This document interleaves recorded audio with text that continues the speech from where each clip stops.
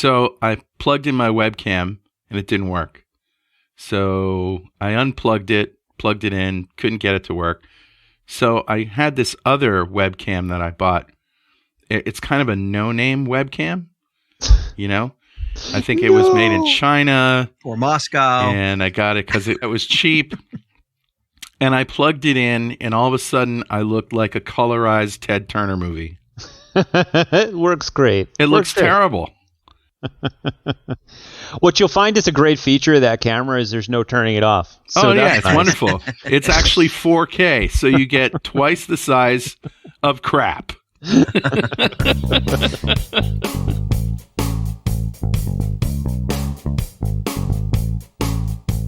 Hey guys, what's up? Hey Carl, how you doing? Hey Carl. Another exciting week in the world of security hacks. I'm always exciting. Hoping always. For our podcast's sake, not for our listeners' sake. Right? Maybe it's good things. Maybe there's good cyber things. I'm looking forward to the last story, but we'll wait for that. We'll make that the teaser. A teaser. Mm-hmm. Let's start with Cisco. What are they doing? Cisco. Yeah, what happened with Cisco? Cisco warns. They scored a 10, a perfect 10. Right? It's like the Olympics of failing, and they scored a perfect 10. Yay! Is it a coincidence that Cisco rhymes with disco? And they're both dead? Which died in the 80s. No, Cisco's got a pretty good track record. They got a big surface area like Microsoft. They've got a lot of products, and there are a lot of targeted products. But when they fail epically. Yeah, like case in point.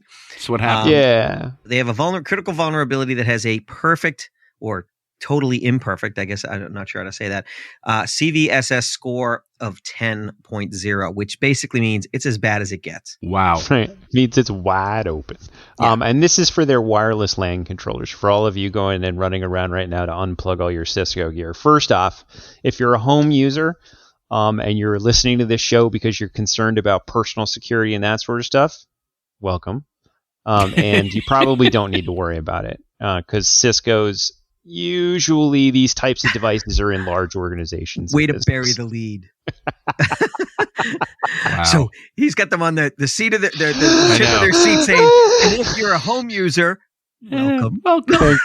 Thank you for coming. Tell a friend. But if you manage like corporate wireless devices and that sort of stuff, it's a possibility you're using their wireless LAN controllers. If you are using the 3504, 5520 or the 8540 wireless controllers, there is a critical vulnerability that Patrick just mentioned. That if you're, and I won't throw out too much detail because this can drone on to weird places, but your MAC filtering radius compatibility mode is set to other, then that means anybody can log into those systems with a remote code vulnerability. Without a valid password. Yeah. Right. Well, you should just create your own credentials, basically. Yep. Wow. Yep. So there's a couple workarounds. If you don't feel like patching, there is an advisory from Cisco. There is a patch. But if you don't feel like patching or you have a massive infrastructure, then... If you don't feel like patching, seek help. Hey, listen, some people can't apply patches immediately. It's critical infrastructure. Dude, that's 101. It's the only thing we require. I mean, it's table stakes. There's really nothing. If it plugs in, it needs to be maintained, and that patching is how you maintain it. Mm-hmm. So I agree with you. There may be circumstances where you can't get the patch in immediately, but you should be unplugging things you can't patch immediately then. To quote Mr. T, I pity the fool that keeps a Cisco wireless router at their data center unpatched. Mr. T, when was the last time you saw Mr. T? Pity the fool. In a movie or anything? I don't know. But, we were talking about the 80s. In the 80s? Yeah. Come on, the 80s was fantastic. Disco died in the 80s. Cisco dies in 2022. We're dating ourselves, because who else would date us? Hey, seriously, folks. So this is bad. This is a patching lesson. Yeah. And it also shows that, Cisco's hardware is not cheap. It's very high end, but even the high end stuff can have really catastrophic vulnerabilities. And Cisco might go months without having any problems, and they may be the top of the game, but you got to keep track. You got to pay attention. If you're not listening to a podcast like this, you need to be reading the news to see what the vulnerabilities are. So, to the second story, I'm really just waiting with all the evil stuff that Putin is doing right now.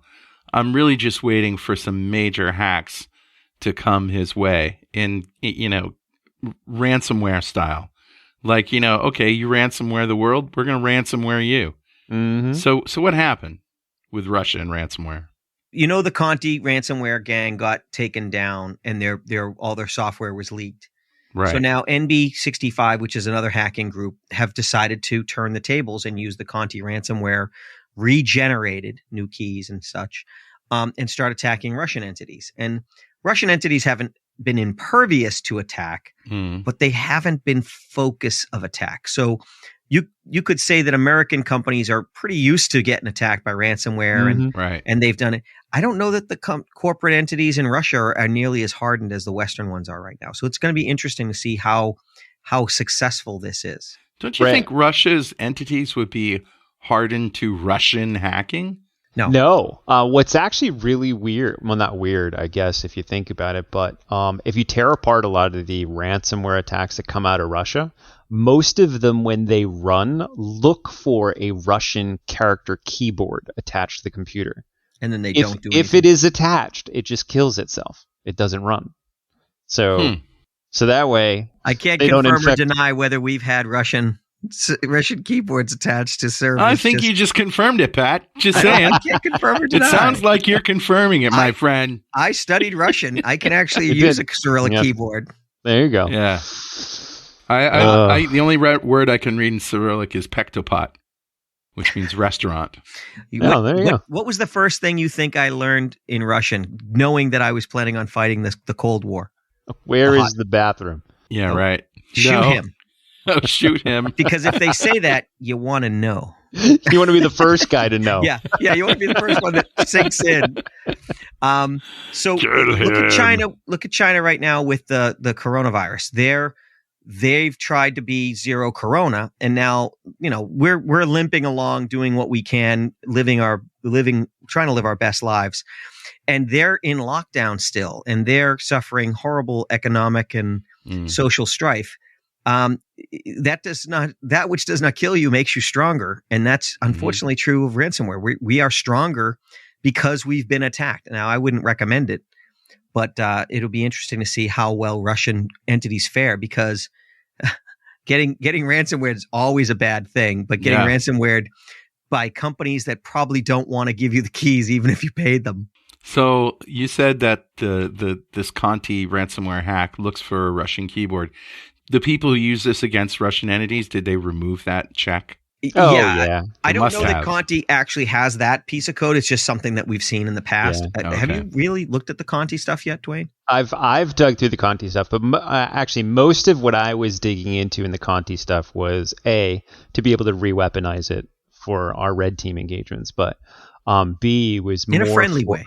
In a friendly, in a good way. You're hired by customers to penetrate their forces. Yeah, and if you can get in with ransomware, great. Yep, exactly. Yeah. So when looking through this type of code, you want to defang it, especially if you're going to use it on a red team engagement or something along those lines. And B, looking more for patterns. Like, what do they look for first? What do they encrypt first? That sort of stuff. Just to start evolving, like, how do you protect against those things? I also like to have videos of ransomware ripping through systems so people kind of get an appreciation for how much they don't want it. People hear about ransomware, but until you see it, like, trickle through and rip up all the files. It's the awesomeness. Oh, you're sick. Seek help. So the next article is by one of my favorite authors. Okay. And co-host of this podcast. Yeah. Carl Franklin. Carl, so you wrote up tips to avoid getting scammed online. You mentioned it last show. And it's great because it starts with the key understanding, which is it's social engineering. It's a con. It's a trick. Right. And it's magic. Anytime you try to you get somebody's confidence, you can only be betrayed by somebody you trust. And so the crux of it is any message, Facebook, text message, email, in person, it's all scams if they're trying to get you to do something based on exploitation of human emotion and human behavior. And so I think you really nailed it. And that includes ransomware. It includes pretty much everything. So that's a good article. You also bring up the QR code thing, which we talked about when we were in Vegas together. Yeah. Everything I brought up is stuff that I've learned from talking to you guys. Yeah. I mean, I wish I could trust QR codes. They're just too convenient. Yeah, I have a kind of an unwritten rule that, if you're in a restaurant and there's a menu stuck in the napkin holder, you're like a Chili's or whatever. It's got the Chili's logo and it's got all the Chili's stuff and it's laminated and it looks like it hasn't been tampered with. Chances are you're going to pull up the Chili's menu when you take a picture of that. And I'll make sure that when you click on my QR code, you'll get the Chili's menu eventually. Yeah, that's right. Yeah, if it was a scam, but if you see it going through several redirects, I don't know if you'd even see it. There you go. See, as we haven't given hacker advice in a long time. So listen, hackers. If you okay. Career advice. Do your transfers on the back end. Don't send it back to the browser, right? Maybe like little ads and that sort of stuff on the side so that you still go to the main menu, but the ads pull from your... I've considered making QR code stickers that point to a site, and when they go there, say, why did you go here? This is a bad idea. I could have done bad things. Yep. I didn't. One of our listeners saw QR codes posted up at their college. Mm-hmm. Yeah. And it must have been a test or something like that by the psychology majors, to see who would do it. But they were literally, taped to the walls, printed out on a laser jet or whatever, and, said, go here for something. And so my friend made up QR codes that point to security this week. And it says, go here instead. Security this week. That's awesome. Yeah. All right. So what's next? 7-zip? 7-zip. 7-zip. So excited about this one. I am. You know what? I love a good privilege escalation. I mean, an RCE is nice, like a fine RCE that's been around, right? Yeah, that's a nice Chianti. A nice Chianti. Right? But I'll take a privesk. So 7-zip, for those of you who have used compressed files, so zip files, right? Mm-hmm. RAR files. There's all sorts of different extensions of files, gun zip files. Can't we all just get along and just say zip is the only one? Get rid of all these other ones. Zip is zip is zip. Come on. Why do we need 7-zip? Why are there 7 different zipping algorithms? But this one goes to 7, so that's good.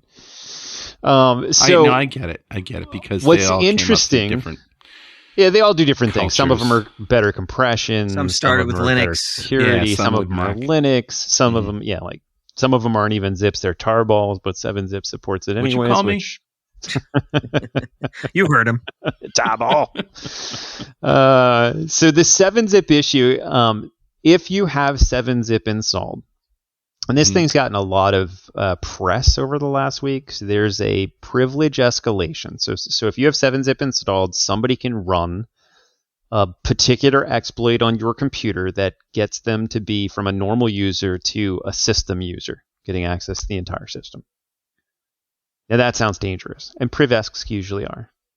And the reason this is in 7-zip, and it's a convoluted way to get there. We're going to post an article. But in 7-zip, if you open up 7-zip and go to the help menu, it opens up a dialog that allows you to drag on top of it an ActiveX control that then runs as system. Whoa. It's been a while since we've seen ActiveX. ActiveX has been pulled out of publication since 2013. So it's an older artifact, right? Mm-hmm. How many people are going into the help and dragging and dropping stuff into the help to see what spins up? And there was a GitHub article or GitHub proof of concept that shows this. But for the average listener, how worried should you be? Because you will see this hit the market. You're going to see people talking about this for the next couple of weeks. How worried should you be? Probably not that worried, honestly. If anybody sends you an email and tells you to open 7-zip and then open help and then drag and drop a file on top of it, you don't do that. Well, it's the about 7-zip modal dialog, right? It's not the help file itself. Correct. Yeah. If you have the Cisco hardware that's got the vulnerability and this, fix that one next month. Yeah. Fix this one next month and that one now. Yeah. So because that one's like your front door is open and your jewelry box is standing on the doorstep. This one's, hey, in your basement, your safe is, already clicked to 2 of the numbers. At least it requires like an intentional move, right? By It does. the human. Privilege-esque is always, it requires a foothold on the system, and that's not always guaranteed. There's no patch for it either. I went to 7-Zip and because I have it installed, and I went to their website, and the last update was in 2021. You're right. There's no patch right now. I mean, honestly, like I love the article that Carl put out because it points to social engineering, and this is a great example of if somebody can engineer you to do something, to tell you to perform some action, download some file, run it, whatever, right? Then you're at risk, right? So you just have to be careful about what you're doing and what you're clicking on and know why you're doing it. And if somebody's having you do weird stuff with 7-Zip, that's maybe why. Can we sidebar to one of the weirdest social engineering things that has ever happened, that happened quite a bit in the last couple of years? Did you guys ever hear about self-kidnapping? What? Excuse me? So there's a phenomenon that happened down in, it was happening down in Mexico and in Middle America, Central America, where a gang would, like, let's say Carl and his wife were down in, Cancun or someplace like that, and they get a hold of his phone number. Yep. And they text him and say, we see you, we have your wife. If you don't go do exactly what we say right now, you'll never hear from her again. Right. And they instruct him to go to a hotel, drop his phone in a trash can. He goes into the hotel room that's already set up for him, paid with cash, and there's a cell phone there, and or a phone there. And they say, if you call anybody, you're done. And basically, they just kidnapped Carl. They just got Carl to kidnap himself. Right. Wow. On the promise that they have someone else that he cares about. Right. And they've also disconnected him from everyone he knows. Didn't we talk about this on Security This Week? Or maybe it was just you and me talking. If we did, it was very early show. No, I don't think we did. That is the ultimate that is the social engineering, because they're convincing you. Right. And my default philosophy, maybe it's because of the military, maybe it's because I'm Irish, I don't know, is pull the trigger. I call bluffs all the time. Pull the trigger. If you say do this or else I'll pull the trigger, go ahead. Be my guest. I'm not going to play your game. You're going to kill me anyways when it's done. I've seen too many of these movies. So I'm not going to give you the satisfaction of doing what you want. It kind of reminds me of those, you go to a website and there's a legit thing, or maybe semi-legit or whatever, that comes up and, pops up in your browser, used to anyway, before the browsers got hip to this. And it says, your PC has been infected with a virus. Click here to clean it. Yeah. And what in fact is happening by clicking here to clean it, you're actually installing the malware. Yeah, that's it. Yeah. So it's just interesting how, but it's all about trust. What do you trust? What don't you trust? Right. And you don't want to be cynical of everything, but you need to question. You need to, because that's where you avoid phishing and everything else. By the way, if you do have malware on your PC, do you guys still recommend Malwarebytes as the way to get rid of it? I've been using Malwarebytes for a long, and I put it on a stick, and when my mother-in-law's PC gets infected, I go over, I install it with a stick, they quarantine everything, everything's fine. I noticed you said when, not if. Yeah, when, because I'm waiting. It's on a USB stick, which is now infected because I plugged it into her computer. Yeah. No, Malwarebytes is good. It's a decent utility for looking for, like, Defender is awesome for looking for really malicious, like ransomware and that sort of stuff. Yeah. But there's a gray area in between. We're destroying your computer, and we're just trying to track everything that you're doing on the web, and we're stealing cookies and that sort of stuff, which Defender may not find. So Malwarebytes is really good at looking specifically at the browsers. And some of these tools that people install, they think they're helpful, like weather bugs and things like that.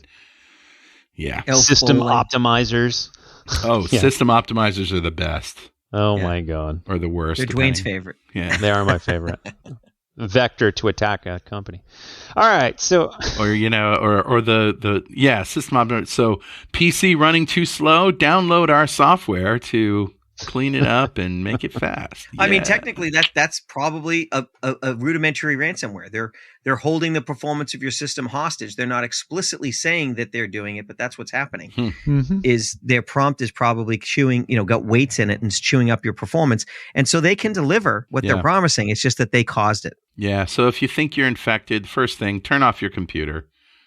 Second thing, go to another computer, download Malwarebytes, put it on a USB stick. Yeah. And have you tried turning it off and turning it on again? Every day, my friend. Every day. Yeah. All right. Yeah, this should be. Hey, you know what? That brings up a good thing, Carl. Yeah. Listen, this is a weekly podcast. Right. I want our listeners, every time you listen to this podcast, when you're done, reboot your phone every week. That's a good idea. You should be rebooting your phone every week. So you listen to your Security This Week podcast, reboot your phone, just make sure it's all nice and clean. Not during the podcast. After the podcast. No. And it's not because we're deploying anything while you're listening to the podcast. I'm just saying it's a good reminder. Now everyone thinks that's exactly what we're doing. Yeah. Right. Hey, you don't drive and use your phone. All right. All right, so let's talk about this story. U.S. and allies warn of Russian hacking threat to critical infrastructure. Now, we've heard this, warning from the U.S. government before. Yeah, this kind of gets the Captain Obvious award to me. Yeah, and it's honestly, so Russia's been in the middle of critical infrastructure systems in the United States many times. Mm-hmm. I told you about the book I was listening to, and in that book they talk about Russian APTs being in the middle of critical infrastructure. So it's not new at all. But you do have to have a heightened sense of awareness when because they're more likely to do damage now rather than sit and wait for the time. This is their time to do damage. Yeah. This is why we're seeing a lot of the defanging operations is, Russia infiltrated these networks to sit and wait and exfiltrate data, but they also sat there so that they could cause us pain when they wanted to. Guess what? They want to now. Yes. Yeah. Well, and on top of that, I believe it's either today, I think it was today within the last few hours, that Russia announced, you know what? We've been holding back the ransomware gangs because we've been working with the United States.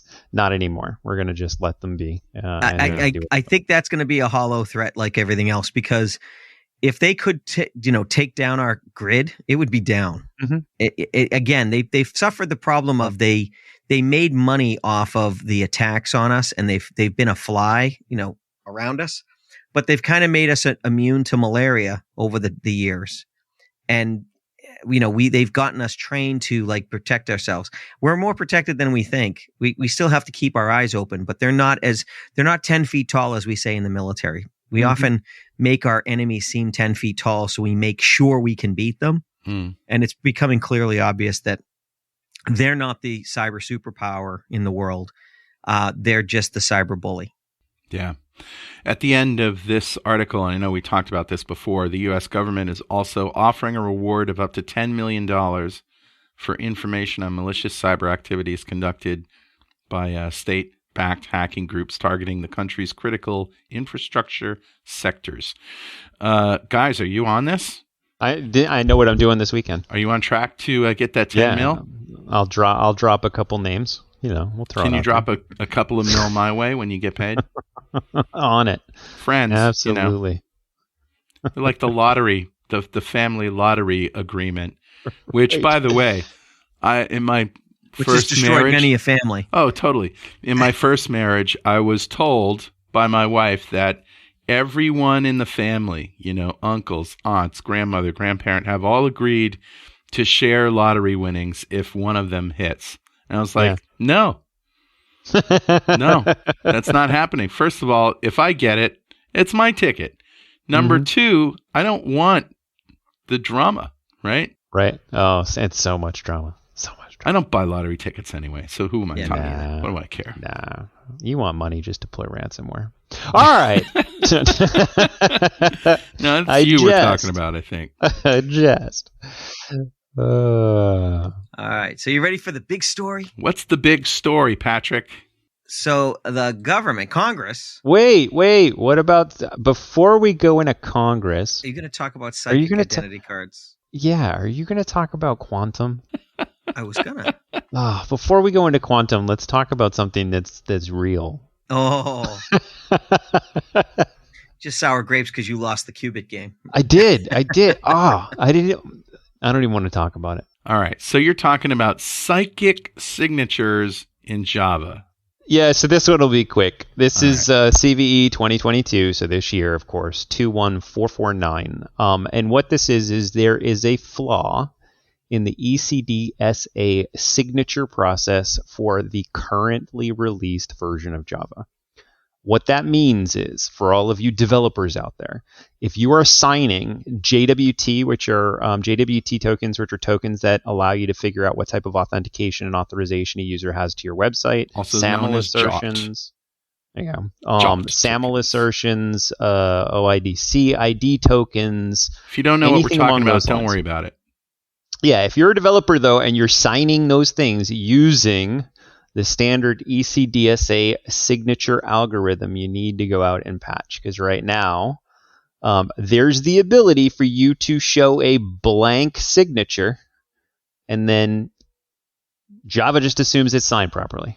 So you can actually create your own tokens and all sorts of stuff. So this is actually a pretty damaging bug. So you will want to go out. You want to make sure you're patched against this. And the article talks about the Doctor Who trick. So Right? Yeah, that's true. So you'll see an article from us with Doctor Who, which is nice. it's like the Jedi mind trick. Before we get to Patrick's thing, there's this great story on Radiolab called Null. Radiolab is a great podcast, by the way. You should definitely check it out and go through the archives, because the older ones are even better. And so Null is about, nulls in programming, right? Which isn't a string. It's a data type. It's it means unknown nothing. value. Yeah, an unknown value.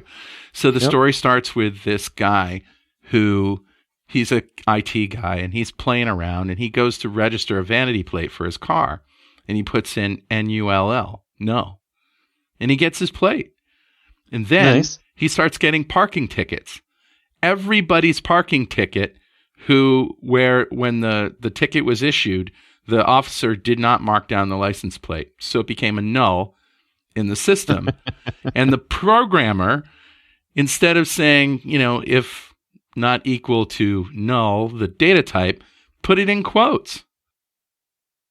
Oh. So literally those tickets all go to that license plate because That's awesome. Yeah, he had over $10,000 in unpaid parking tickets. That's awesome. Talk about having to, un-F that. good luck proving it. Right, explaining to a judge. So you see, Your Honor, Yeah. the null is a special data type. Forget about the judge. How about the DMV when you try to call up, right? Right. And I'm sorry, can you hold, But they're all programmers, right? yeah. Of course, who isn't? Got to be a programmer to work at the DMV. And then there's another family whose last name is Null, Null. Oof. And ever since the 80s, when personal computers and all that stuff, they've had all sorts of problems. I can imagine. Anyway. Well, I can truly say that I don't know the nulls. Oof. Wow. But these the companies they dealt with, the best thing that they could offer was just to change their last name. Oof. Wow. Yeah. That's brutal. All right. Well, wow. Yeah, I'm going to put a link to that story. Okay, Patrick, the floor is yours. Tell us about Congress. Okay, well, you guys are treating this like a dental appointment. So, oh my God! It's because I don't understand most of it. But go ahead. Actually, I ran out of time. I have a dentist appointment right now, so I can't listen to this.